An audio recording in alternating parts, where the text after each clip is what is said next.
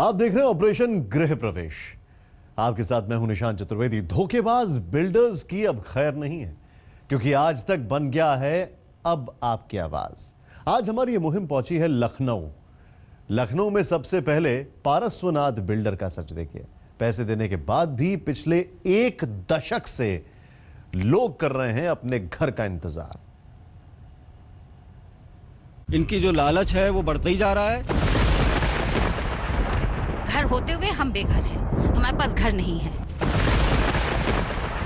हम लोग इससे बहुत हताश हो गए हैं। अब हम चाहते हैं कि जल्दी से जल्दी हमारा फ्लैट दे। एक नौकरी पेशा ईमानदार आदमी एक ही बार घर खरीदता है और एक ही घर खरीदता है। उसके बाद इतना पैसा नहीं है कि दोबारा घर खरीद सके। वो कहता है सामान अपने आप लाओ, मेरे पे पैसे खत्म हो गए। 9 साल हो गए मेरे बच्चों को, मेरी फैमिली आज भी किराए मकान में रहती। और मेरे बच्चे बिल्कुल इनसिक्योर प्लेस पे रहते हैं। 10 साल से पार्श्वनाथ ने नहीं दिया घर। मैंने 2006 में यहाँ अपना फ्लैट बुक कराया था, जो कि 2010 में देने का वादा किया गया था। पिछले 8-10 साल से हम लोग किराए पे रह रहे हैं। अपना घर पाने का जैसे सपना अब कहीं खो गया है। हमें अभी जल्दी कोई उम्मीद नहीं नजर आ रही है। लुटा दी जमा पूंजी, पार्श्वनाथ ने नहीं दिया घर। मेरे हस्बैंड 2012 में रिटायर्ड हो गए थे। हमने अपनी सारी जमा पूंजी इन बिल्डर्स को दे दी और आज ये हाल है। 10 साल हो गए हम किराए के घर में रह रहे हैं। इतनी समस्याएं हैं कि हम बता नहीं सकते हैं। हमारी आत्मा अंदर से दुखी है। मुंह से दुआ की बजाय बद्दुआएं निकल रही हैं, जो कि नहीं देनी चाहिए, मगर हम मजबूर हैं देने के लिए। पार्श्वनाथ ने बिना कंप्लीशन दे दिया घर। हमने टावर 4 में फ्लैट बुक कराया था 2006 में। उस टाइम पे हम लोग इंडिया में नहीं थे। हमें इंडिया आए हुए काफ़ी टाइम हो गया, लेकिन यहाँ पे बगैर एनओसी के एक टावर में हमें फिट आउट का दिया गया है कि उसमें आके अपने रिस्क पे रहिए। एक बच्चे के साथ यहाँ पे रहना कितना सिक्योरिटी कंसर्न हो सकता है, इस बिल्डर को समझ में नहीं आता है। पार्श्वनाथ ने कुचले सारे अरमान। मैंने ये फ्लैट 2010 में लिया था, जब मेरी शादी हुई थी नई। लेकिन मैंने यहाँ पे सोचा कि बच्ची की पहली बर्थडे मनाऊंगा। पहली क्या 6 साल निकल गए हैं, तब भी बच्ची की बर्थडे नहीं बना पाया हूँ मैं अभी तक पारसनाथ में। पार्श्वनाथ ने 10 साल में नहीं दिया पोजीशन। ग्राहकों से की वादा खिलाफी। पूरा पैसा लेकर भी पार्श्वनाथ ने नहीं दिया पोजीशन। आधे अधूरे घरों में रहने को मजबूर लोग। यह है लखनऊ के विभूति खंड में 10 साल पहले लॉन्च किया गया पार्श्वनाथ प्लैनेट प्रोजेक्ट। बड़े अरमानों के साथ पार्श्वनाथ प्लैनेट की लोकेशन और पार्श्वनाथ के दावों पर भरोसा करके लोगों ने अपनी तमाम जमा पूंजी इस आस के साथ कंपनी के हवाले कर दी थी कि अब उनका आशियाने का ख्वाब जल्द पूरा हो जाएगा। इस भरोसे को तोड़ने में पार्श्वनाथ ने ज्यादा वक्त नहीं लगाया। –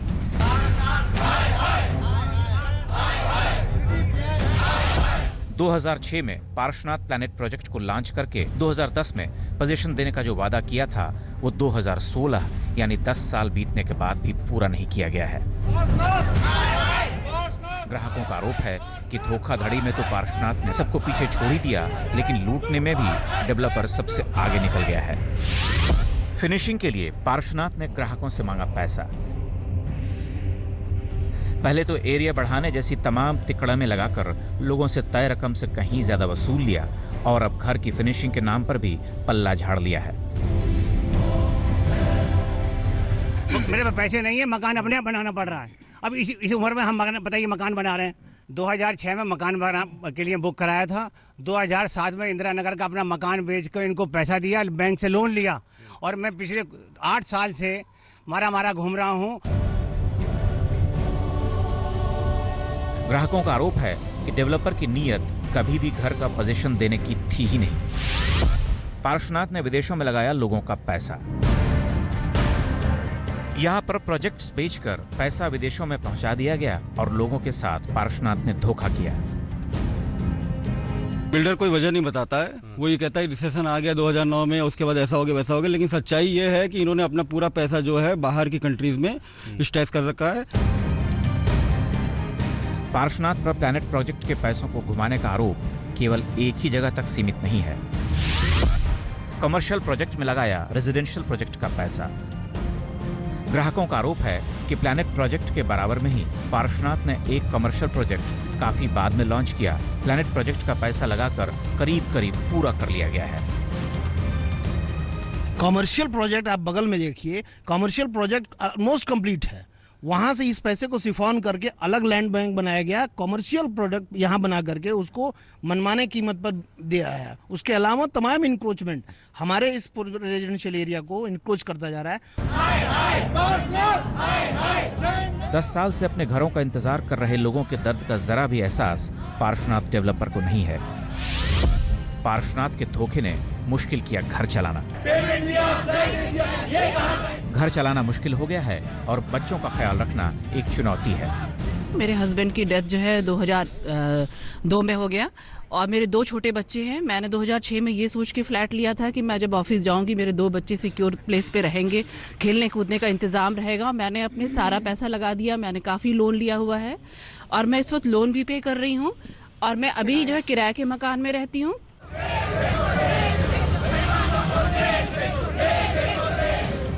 इतना टॉर्चर करने के बाद अब पारसनाथ डेवलपर के पास जवाब देने के लिए भी ना तो वक्त है और ना कैमरे का सामना करने का साहस। इस सिलसिले में जब हमने बिल्डर से बात की तो बिल्डर ने कहा कि वो कैमरे पर कोई भी जवाब नहीं दे सकते। इस पर हमने उनसे लिखित जवाब मांगा है तो उन्होंने अभी तक हमको लिखित जवाब नहीं दिया है, लेकिन उम्मीद है कि अगले 1-2 दिनों में हमें वो जवाब देंगे। हालांकि बिल्डर का ये जरूर कहना था कि उन्होंने 10 में से 8 टावर जो है इनको हैंडओवर कर दिया है, लेकिन जाहिर सी बात है कि जो टावर इन लोगों को हैंडओवर हुए हैं वो भी कंप्लीट नहीं है, इनकम्प्लीट है, लिहाजा ये लोग इस तरह से विरोध कर रहे हैं। कैमरामैन हरीश कांडपाल के साथ अनूप श्रीवास्तव, लखनऊ, आज तक। अब बारी है ओमैक्स बिल्डर्स की वादाखिलाफी की। मामला लखनऊ के गोमती नगर का है। यहां खरीदारों को फ्लैट तो मिल गया, लेकिन कुछ ही दिनों बाद फ्लैट के सामने पड़ी खाली जमीन पर बिल्डर ने 14 मंजिला कमर्शियल बिल्डिंग खड़ी करके ग्रीन एरिया ही खत्म कर दिया। इसमें इन्होंने कई चीज़ें प्रॉमिस की थी और इन्होंने ये कमर्शियल कंस्ट्रक्शन का कहीं कोई बात ही नहीं किया था। बेसिकली ओमैक्स लिमिटेड तो कमर्शियल ऑर्गेनाइजेशन है, जितने भी तरीके इनको आते हैं सब तरह से चीट किए। उसमें ये सब किड्स एरिया के प्लेइंग एरिया दिखाए गए थे, जिसको कि बाद में उन्होंने बेच दिया। वाटर टैंक ना होने से हमारे पास स्टोरिंग कैपेसिटी नहीं है और हम कारपोरेशन से पानी नहीं ले पा रहे, जबकि हम वाटर टैक्स दे रहे हैं सारे के। मगर यहाँ पे कम्युनिटी सेंटर नाम की कोई चीज नहीं है। ओमैक्स ने ग्रीन एरिया में बना दिया कमर्शियल।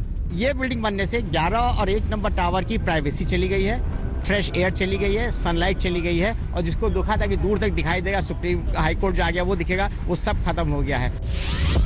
IFMS का पैसा डकार गया Omaxe. Interest free maintenance security है, वो हर एक फ्लैट से बहुत पैसा लिया गया था, just touching about 1 lakh rupees. तो इस हमारे पास 11 टावर हैं, 500 फैमिलियां हैं, जिसका टोटल अमाउंट आज की डेट में 4.5 करोड़ रुपया हो गया, जो कि हम लोग तब शुरू से अब तक लड़ाई कर रहे हैं। वो 4.5 करोड़ रुपया ओमैक्स लिमिटेड हमको रिलीज करके नहीं दे रहा है। ज्यादा पैसा वसूल कर भी बना दिया घर के सामने टावर। ये बिल्डिंगें अलॉट करते समय आप देखिए कि प्रेफरेंशियल चार्जेस लिए गए थे कि फर्स्ट फ्लोर पे क्या, सेकंड फ्लोर पे क्या, वगैरह वगैरह। आपकी फेसिंग क्या है? फर्स्ट फ्लोर पे इन्होंने लिया, प्रेफरेंशियल चार्जेस दिया, आज ये गर्मी की डक झेल रहे हैं। घर के अंदर भी नहीं है प्राइवेसी।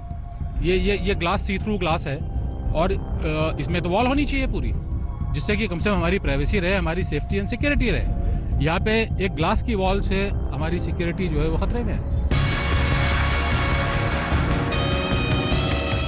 ओमैक्स डेवलपर्स ने लखनऊ के अपने प्रोजेक्ट ओमैक्स हाइट्स में ग्राहकों को सुनहरे सपने दिखाए, उन्हें कुछ हद तक पूरा भी किया, लेकिन पोजीशन के बाद ओमैक्स डेवलपर्स ने ग्राहकों के सपनों को चकनाचूर करने में कोई कोताही नहीं बरती। 2010 में फ्लैट्स देने के बाद ओमैक्स बिल्डर ने ओमैक्स हाइट्स बिल्डिंग के गेट नंबर 3 के पास खाली जमीन पर जुलाई 2011 में व्यावसायिक पॉकेट के निर्माण के लिए लखनऊ विकास प्राधिकरण से नक्शा पास करवा लिया। प्रोजेक्ट के निर्माण से पहले यानी 2005 में जो नक्शा पास कराया गया था, उसमें 11 टावर्स में 537 फ्लैट्स के निर्माण का प्रस्ताव था। LDA के अधिकारियों और कर्मचारियों से मिली भगत करके ओमैक्स बिल्डर ने यह नक्शा पास करवाया और अब आवासीय इमारत के ठीक सामने 14 मंजिला कमर्शियल बिल्डिंग बनकर खड़ी हो गई, जो फ्लैट वासियों के मुताबिक सरासर गैर कानूनी है। जो ये कंस्ट्रक्शन का कहीं इन्होंने जिक्र किया ही नहीं। प्लॉट था वो खाली था। हम चाहेंगे कि गवर्नमेंट इस समय सख्त से सख्त ओमैक्स के अगेंस्ट कार्रवाई करे।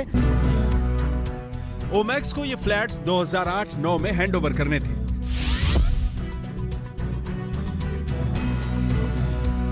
प्रोजेक्ट में देरी हुई, जिसकी वजह से ग्राहकों के फ्लैट्स की रजिस्ट्री 2010-11 में करवाई गई। इनमें से कई ग्राहकों को ओमैक्स बिल्डर ने एग्रीमेंट के मुताबिक अभी तक लेट पेमेंट नहीं किया है।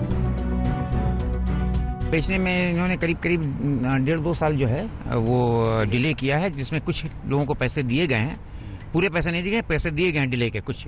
हाँ, और मतलब पूरे नहीं दिए गए हैं, कुछ ही दिए गए हैं जो भी उनको कन्वीनियंट रहा हो। बिल्डर ने फ्लैट वासियों से मेंटेनेंस चार्ज के नाम पर वसूली गई रकम, जो कि लगभग 4.5 करोड़ है, उसे भी इनको अभी तक तमाम पत्राचार के बावजूद वापस नहीं किया है और लोग सोसाइटी का मेंटेनेंस तक नहीं करवा पा रहे हैं। ओमैक्स ने अपार्टमेंट के फ्रंट पर पड़ी खाली जमीन, जहां पर वाटर टैंक था और बच्चों के खेलने की जगह थी, उसे बेच दिया और वहां पर एक 14 मंजिला कमर्शियल बिल्डिंग खड़ी हो गई। बिल्डर की इस धोखेबाजी में बिल्डर के साथ साथ लखनऊ डेवलपमेंट अथॉरिटी के अधिकारी और कर्मचारी भी शामिल थे, जिसकी वजह से ओमैक्स हाइट्स के लोगों को आज दर दर भटकना पड़ रहा है। कैमरामैन हरीश कांडपाल के साथ अनूप श्रीवास्तव, लखनऊ, आज तक। ऑपरेशन गृह प्रवेश में आपका एक बार फिर स्वागत है। हमारी ये मुहिम किसी एक बिल्डर के खिलाफ नहीं। हम पहुंच रहे हैं हर उस बिल्डर के गिरेबान तक जिसने ग्राहकों से किया वादा तोड़ा है। आइए ले चलते हैं आपको अंसल एपीआई के सुशांत गोल्फ सिटी में। यहां वादा था सुंदर आशियाने का, मिला सीमेंट का आधा अधूरा ढांचा। लखनऊ के अमर शहीद पथ पर बसा यह है अंसल एपीआई का सुशांत गोल्फ सिटी। 3530 एकड़ की इस टाउनशिप में 18 होल गोल्फ कोर्स से लेकर shopping centre, mall, luxury villa और फ्लैट्स के साथ साथ एंटरटेनमेंट जोन जैसी सुविधाओं का वादा किया गया था, मगर हकीकत टाउनशिप के इस शानदार एंट्री गेट जैसी खूबसूरत नहीं है और इसका सबसे बड़ा खामियाजा उठाने वाले हैं ईडब्ल्यूएस यानी आर्थिक रूप से कमजोर तबके के अलॉटी। 40 से 43% तक का आपने इजाफा कर दिया है, जो कि अब बड़ी दिक्कत ये हो रही है कि अमाउंट लेके आपको पेड कैसे करें और साथ में रेंट पे भी रहना मुश्किल हो रहा है कि परिवार को मैं जो है रेंट वहाँ का दूं या बैंक का मैं जो है जो आपका लोनिंग का है मैं उसको करूं। इसलिए बड़ी दिक्कतें हो रही है कि मैं क्या करूं। मैंने ऐसे उसमें फंस गए हैं कि जो अमाउंट जो है मेरे को पेड करने में बड़ी दिक्कतें आ रही हैं। सर हमको जो है पहला हमको 20,000 का वो हमने भरा था फॉर्म, उसके बाद 1,75,000 रुपया इन्होंने लिया था। उसके बाद अभी बोला गया है कि मतलब अभी आप लोन वगैरह ना कराइए क्योंकि अभी आपका बनने में टाइम लगेगा और वो टाइम कब तक लगेगा ये नहीं बताया गया है। ठीक है, तो मैं अभी लोन भी नहीं कराया हूँ और कुछ समय सीमा भी नहीं इनका पता है कि ये क्या करने वाले हैं आगे और हमको कब मिलने वाला है, ये भी कुछ इन्फॉर्मेशन कहीं से नहीं मिल पा रही है। वक्त एक ब्रेक का, आप कहीं मत जाइए, देखते रहिए। भारत और पाकिस्तान के बीच कल होगी द्विपक्षीय बातचीत। ये बातचीत विदेश सचिव स्तर की होगी। पाकिस्तान के विदेश सचिव कल भारत पहुंच रहे हैं और वो यहां हार्ट ऑफ एशिया सम्मेलन में हिस्सा